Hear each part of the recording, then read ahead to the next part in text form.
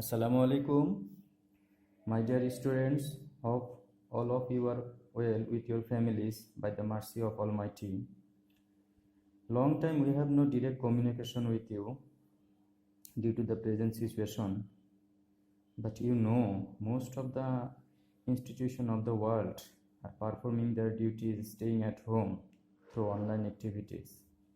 So we need to adapt with this system, and as a part of these trends, this is a small effort from us, right? Today we discuss a small part of chapter 8 from physics second paper, and it is introduction to modern physics. Okay, now a question may arise from you that which part of the physics is modern physics?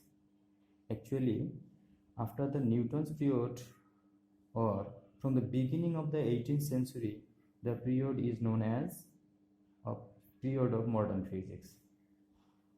Here, the main fact is that according to the Newtonian or classical physics, space, time, mass, these three quantities are independent of motion. That is, these do not change with the motion. But according to Einstein's theory of relativity, space, time and mass changes with motion. Okay, so before the calculation of this change of quantity, but here we need to remind a quantity which we discussed before, frame of reference. So what is frame of reference? A point or an object in the coordinate system by which we can describe the rest or motion of an object is called frame of reference.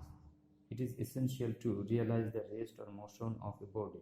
Since we are going to calculate the change of space, time and mass with motion, so we need to know what is frame of reference. Okay, so we can recall an example which we discussed before. Suppose you and one of your friends moving in a train sitting two adjacent seats. The distance between you and your friend is not changing, so you are in rest with respect to your friends, but the distance between you and any object outside the train is changing with time, so you are in motion with respect to the object outside the train. My dear student, note that you are the same person, but you have two conditions. You are in rest with respect to your friend, but you are in motion with respect to an object outside the train. So here frame of reference is very important. Okay. So there are two frame of reference in this chapter. One is the inertial frame of reference. Here is two definitions in your book. You have to memorize it. So what is inertial frame of reference? You find the definition that the frame of reference in which law of inertia and Newton's first law of motion is applicable is called inertial frame of reference. In the next page you will find the non-inertial frame of reference. Okay, here is non-inertial frame of reference. The frame of reference in which the law of inertia and Newton's first law of motion is not applicable is called non-inertial frame of reference. Okay, my dear students, here a main characteristics of the inertial frame of reference is that this frame of reference will move with a constant velocity. There will be no acceleration in its motion, right? Okay. So now we'll discuss or the calculation about the change of space, time and mass. First we will calculate or we will observe the change of time. This is known as time dilation. Okay, so what is time dilation? According to Einstein's theory, when a observer is in motion or a clock is in motion, then the time of this system will expanded. That means time will move slowly. Okay, to realize clearly we consider two frame of reference here. One is denoted by s and it is in rest, another is denoted by s prime, is it is motion with a constant velocity v. Here v is the velocity of the motion.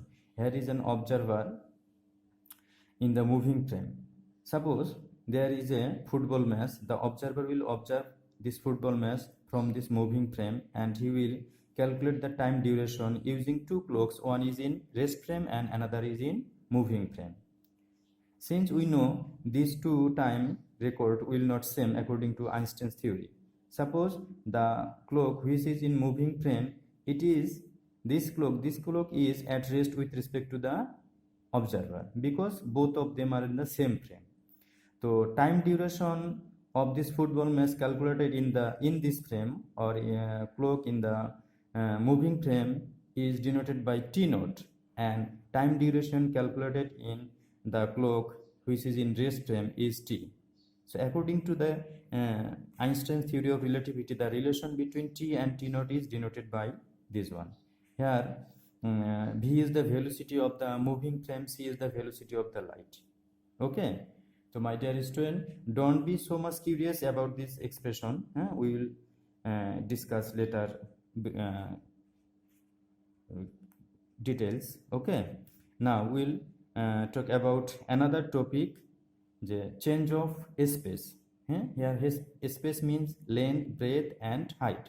So we calculation a change of length. Length is one part of space. Here also we consider two frame of reference. One is denoted by s and another is denoted by s prime. Okay, here is an observer in the rest frame. Suppose he measure the length of any object or an object in the rest frame which is denoted by L naught, and when the object is in moving frame which is moving at velocity v, the calculated distance of the object be denoted by L. Then the relation between L and L prime is L is equal to L naught multiplied by root over 1 minus v square by c square.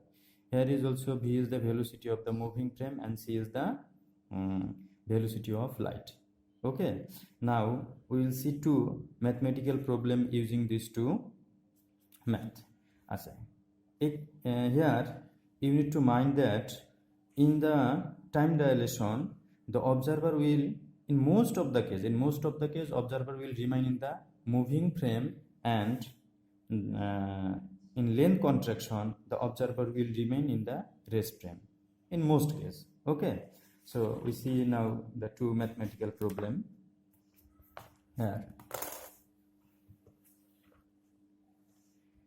So in page number 505 in your book, the example number 1, at what speed a hypothetical train should move so that its length will be 1/3 of its stationary length. That means the train was in at rest, then the length is stationary length, and when it is moving, that length will be known as moving length. Okay, so here we don't know the length in motion or in rest.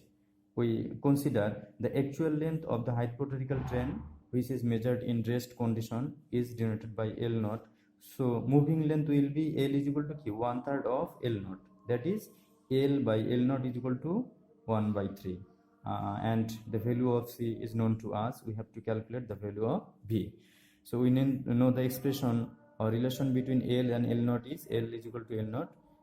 We remove L naught from this side to this, so it become L by L naught is equal to this one. Now we'll place the value of L by L naught from this side and calculate the value, and that is 2.83 into 10 to the power 8 meter per second. That means if the train moves with this velocity, then the moving length will be 1/3 of its stationary length. Okay, let's see another example in the next page. It is about time dilation. In example 3, an astronaut at the age of 25 years went for excursion in an spacecraft moving at this velocity. After 40 years, this time measured from the reference of Earth. Okay, he returned to earth, then what is the age of the astronaut to him? To him means calculated in the uh, moving frame. Here, the time travel measured on the earth is 40 years. It said that this time 40 years is calculated from the earth of a clock in the earth, which is at a relative motion with respect to the astronaut. So it is t, and the calculated by the astronaut from the moving frame will be t naught. Okay, so we use this expression and calculate t naught, that is 19.995. it is approximately 20 years. So his age will be, he started at 25 years and returned according to his clock after 20 years. So his age will be 45 years. Clear? Okay. So in the next part of our video, we'll see two creative questions about this, but regarding to this expression. Okay.